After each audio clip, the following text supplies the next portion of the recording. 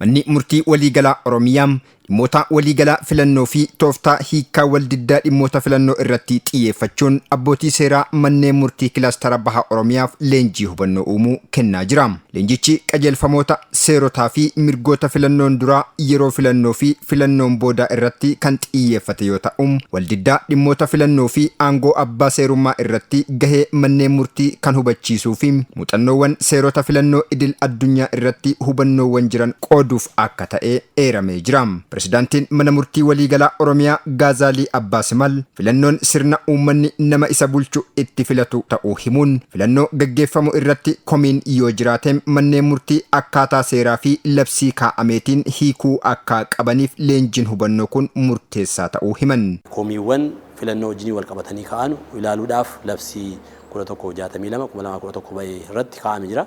Kana keessaa qaamoleen wal dhibdee filannoo wajjin wal qabatanii ka'an manni murtii kan laaluu qabu adda bahee jira. Kanaaf manni murtii dhimma kana laalu immoo addachi addaa hundaa'u kun komiiwwan filannoo wajjin wal qabatanii jiran akka laaluu fi ogummaadhaan haggoonamee waa'een filannoo amala addaa qaba waan ta'eef yeroo gabaabaa keessatti hundi ta'e argachuu qaba. Kanaaf abbootiin seeraa achirratti ramadaman leenjii argachuu waan qabanuuf. Leenjichi wiirtuuwwan 5 irratti kennamaa kan jiru yoo ta'u guyyoota 2 turas jedhamee jira.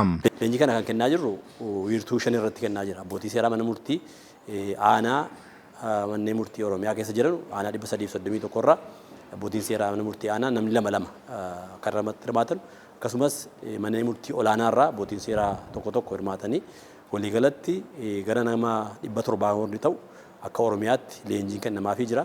Egaa leenjiin kun filannoon marsaa 7ffaa kun tokkoffaa seera qabeessa, naga qabeessa akkasumas dimokiraatawaa akka ta'u ga'ee manni murtii ba'achuu qabu dhimmoota falmii yookaan komiidhaa wajjin wal qabatanii dhiyaatanuuf kana laalee yeroo gabaabaa keessatti murtii akka kennuudha kan barbaadamu.